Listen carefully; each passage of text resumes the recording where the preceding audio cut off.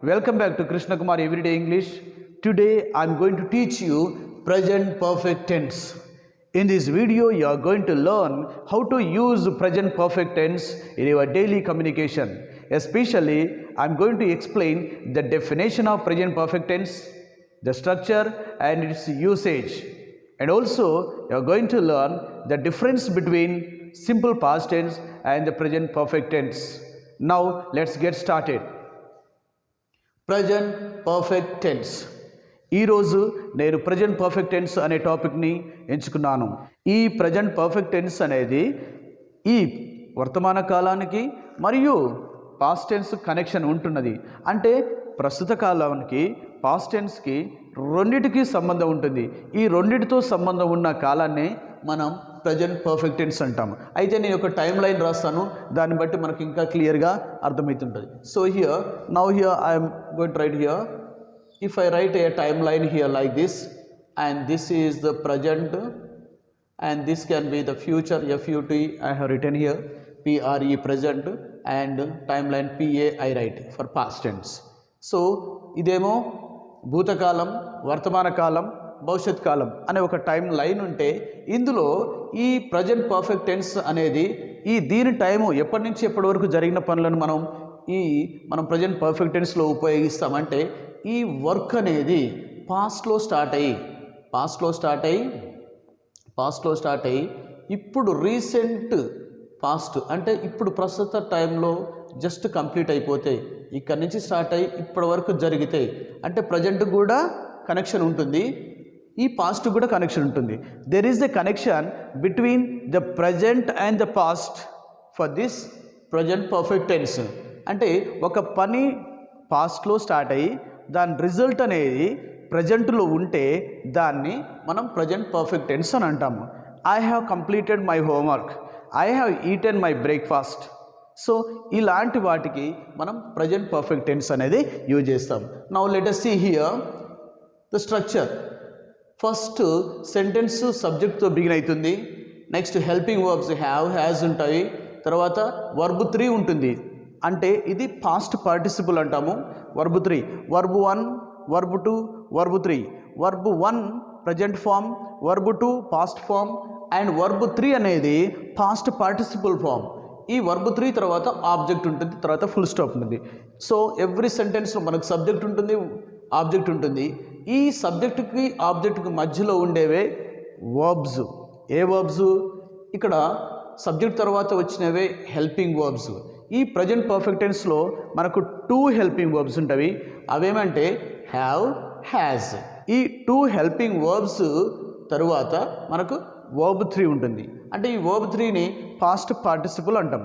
Past participle అంటే just మనం ఇక్కడ ఈట్ అనేది ప్రజెంట్ ఫామ్ అయితే, ఏట్ అనేది పాస్ట్ ఫామ్ అయితే, సో ఈటెన్ అనేది పాస్ట్ పార్టిసిపుల్ ఫామ్.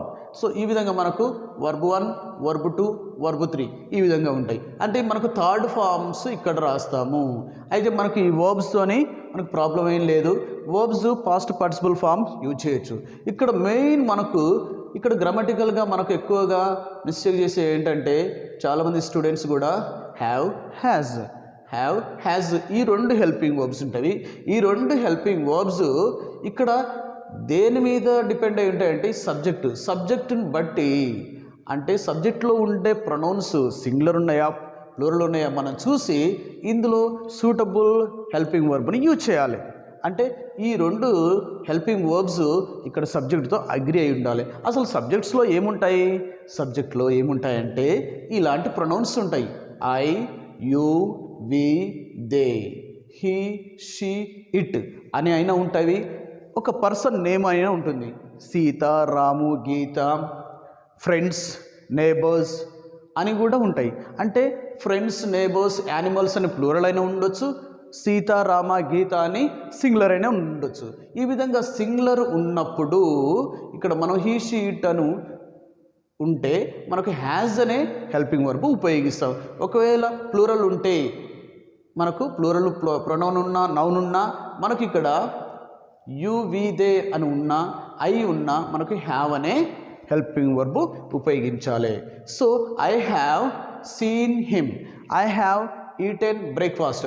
ఐ తర్వాత హ్యావ్ అనే హెల్పింగ్ వర్బ్ ఉపయోగించాలి. ఇక్కడ పైన రాసినగా ఐ, యు, వి, దే అనే వాటితో మనం హ్యావ్ అనే హెల్పింగ్ వర్బ్ ఉపయోగించాలి.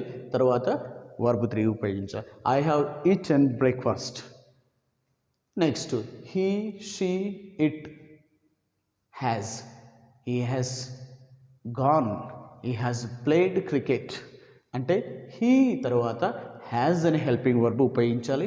తర్వాత వర్బ్ 3 ఉపయోగించాలి. ఈ విధంగా మనం ఈ ప్రొనౌన్స్ మనం గుర్తుపెట్టుకోవాలి.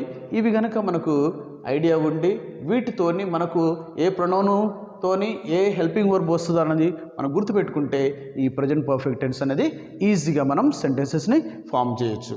ఈ స్ట్రక్చర్ అనేది మనకు గుర్తుండాలి. ప్రజెంట్ పర్ఫెక్ట్ టెన్స్ స్ట్రక్చర్ ఏంటిది? Subject, have, has plus verb 3 plus object. Subject plus have, has plus verb 3 plus object. So ఈ స్ట్రక్చర్ మనకు గుర్తుంటే, ఈ ఫామ్ మనకు గుర్తుంటే మనకి ఈ సెంటెన్సెస్ ఈజీగా చేయొచ్చు. Now let us see the examples here. First example, what is the first example here? I have lost my book. ఇందులో హ్యావ్ అని, లాస్ట్ అని, ఇది వర్బ్ 3, ఓకే. ఇది హెల్పింగ్ వర్బ్ ఉన్నది, వర్బ్ 3 ఉంది కాబట్టి ఇది ప్రజెంట్ పర్ఫెక్ట్ టెన్స్ అని మనం చెప్పినాం. అయితే హెల్పింగ్ వర్బ్ హ్యావ్ ఉన్నది, హ్యావ్ ఉండి వర్బ్ 3 ఉంటే అది present perfect tense. Example, I have lost my book. అయితే దీని మీనింగ్ చాలామంది ఈ ప్రజెంట్ పర్ఫెక్ట్ టెన్స్ని యూజ్ చేయటంలో చాలా మిస్టేక్ చేస్తుంటారు. అయితే దీన్ని అసలు ఎట్లాంటి సందర్భంలో ఉపయోగించాలి, దాని టైం లైన్ అనేది క్లియర్గా అర్థం చేసుకొని చెప్తున్నారా, జనరల్గా చెప్తున్నారా మనం చూద్దాం. ఇక్కడ I have lost my book అంటే దీని మీనింగ్ నేను బుక్ పోగొట్టుకున్నాను, నా బుక్ పోయిందని అర్థం. సో దీన్ని ఇలాగ మనం అర్థం చేసుకోవాలి.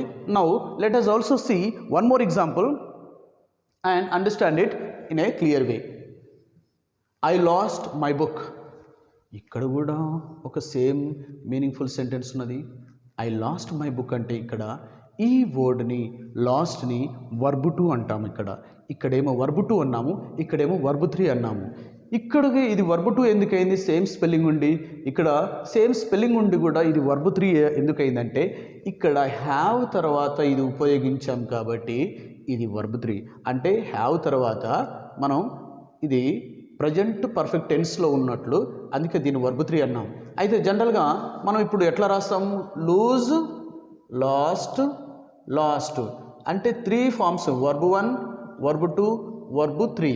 మనకు లూజ్ అంటే ఇది first form of the verb, ఇది లాస్ట్ అంటే సెకండ్ ఫామ్, లాస్ట్ అని ఉంటే third form.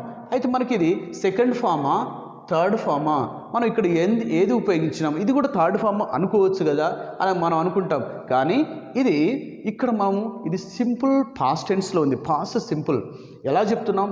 Past simple structure ఇది.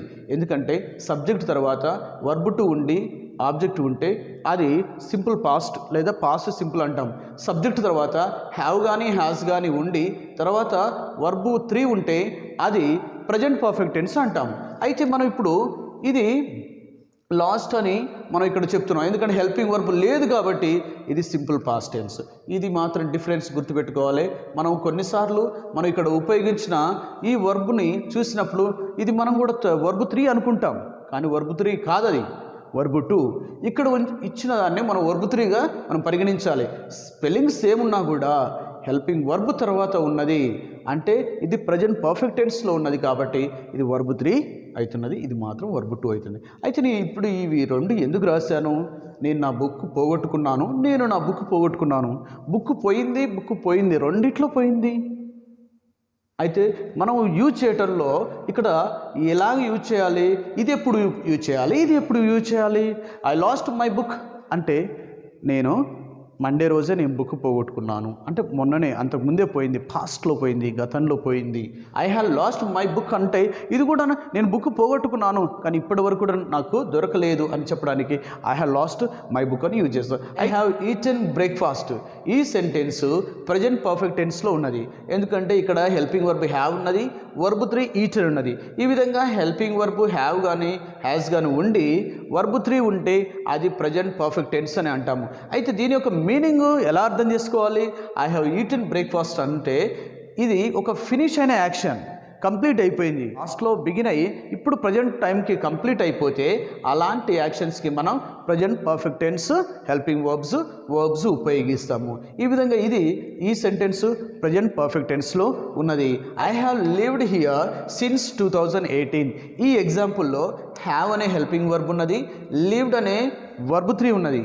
హ్యావ్ వర్బ్ 3 ఈ రెండు ఉంటే ఇది ప్రజెంట్ పర్ఫెక్ట్ టెన్స్లో ఉన్నట్లు. అయితే ప్రజెంట్ పర్ఫెక్ట్ టెన్స్లో ఉన్న ఈ సెంటెన్స్ మీనింగ్ ఏమిటి? I have lived here since 2018.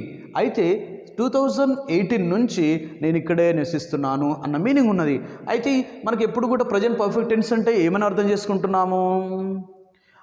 ఇప్పుడు ఆ ప్రజెంట్ పర్ఫెక్ట్ టెన్స్ యాక్షన్స్ అనేవి పాస్ట్లో స్టార్ట్ అయ్యి ఈ రీసెంట్ పాస్ట్కి అంటే కొంతకాలం ముందే కంప్లీట్ అయిపోయిన యాక్షన్స్కి మనం ఉపయోగిస్తాం. అంటే ఇంతకుముందే కంప్లీట్, జస్ట్ బిఫోరు, ఇంతకుముందు, కొంత సమయం ముందు, ఈ వీక్, ఈ వారం, ఈ టైంలోనే కంప్లీట్ అయిపోయింది అని మనం చెప్పడానికి ప్రజెంట్ పర్ఫెక్ట్ టెన్స్ ఉపయోగిస్తాం. అయితే ఇక్కడ మాత్రం ప్రజెంట్ పర్ఫెక్ట్ టెన్స్లో మనం ఇప్పుడు కంప్లీట్ అయిపోయినట్టు కూడా లేదు. ఇక్కడ ఏముంది? I have lived here since 2018 అంటే ఇక్కడ నేను 2018 నుంచి ఉన్నాను కానీ ఇంకా ఈ యాక్షన్ కంప్లీట్ కాలేదు, ఇంకా కంటిన్యూ అయితేనే ఉంది. అన్ఫినిష్డ్ యాక్షన్ అంటే ఇది ఇంకా కంటిన్యూ అయితేనే ఉంది. అంటే ప్రజెంట్ పర్ఫెక్ట్ టెన్స్లో కంప్లీట్ అయిపోయిన యాక్షన్స్కే కాదు, ఇంకా కంటిన్యూ అయ్యే యాక్షన్స్ కూడా వర్బ్ 3 ఉపయోగించి హ్యావ్, హ్యాజ్ అనే హెల్పింగ్ వర్బ్స్ ఉపయోగించి మనం సెంటెన్సెస్ ఫామ్ చేస్తాం. ఇప్పుడు నేను ప్రజెంట్ పర్ఫెక్ట్ టెన్స్తో సెంటెన్సెస్ ఎలా తయారు చేయాలో చెప్తాను. అయితే ప్రజెంట్ పర్ఫెక్ట్ టెన్స్తో సెంటెన్సెస్ తయారు చేయాలంటే ఈజీ. అంటే ఎలా అంటే మనకి ఈ స్ట్రక్చర్ కనుక గుర్తుంటే సబ్జెక్ట్ తర్వాత హెల్పింగ్ వర్బ్స్ తర్వాత వర్బ్ 3 తర్వాత ఆబ్జెక్ట్ మనకు తెలిస్తే సెంటెన్సెస్ ఈజీగా చేయొచ్చు. అయితే మనకు వీటితో పాటు ఇక్కడ టైమ్ ఎక్స్ప్రెషన్స్ అని ఇక్కడ రాశాను. Just, yet, already, never, so far, up to now, recently. ఈ టైమ్ ఎక్స్ప్రెషన్స్ అంటే మనకి ఈ టైమ్ ఎక్స్ప్రెషన్ వర్డ్స్ అనేవి ప్రజెంట్ పర్ఫెక్ట్ టెన్స్తోనే వెళ్తవి. అంటే ప్రజెంట్ పర్ఫెక్ట్ టెన్స్ ఎప్పుడు ఉపయోగించినా ఈ వర్డ్స్ మనం ఉపయోగిస్తే సెంటెన్స్ కరెక్ట్గా ఉంటుంది. అయితే మనం ఇవి ఎప్పుడు ఉపయోగించాలంటే, ఎక్కడ ఉపయోగించాలంటే ఇక్కడ హెల్పింగ్ వర్బ్స్ తర్వాత I have just eaten my breakfast, ఈ జస్ట్ అనే వర్డ్ హెల్పింగ్ వర్బ్స్ తర్వాత ఉపయోగిస్తే ఆ సెంటెన్స్ కరెక్ట్ అవుతుంది. I have just eaten breakfast అని చెప్పొచ్చు. నెక్స్ట్ ఎట్, ఈ హ్యాజ్ నాట్ ఎట్ కమ్, ఈ హ్యాజ్ నాట్ ఎట్ కమ్ అనేది వర్బ్ 3. ఇక్కడ ఈ విధంగా ఈ హ్యాస్ నాట్ ఎట్ కమ్ అని మనం ఉపయోగించవచ్చు.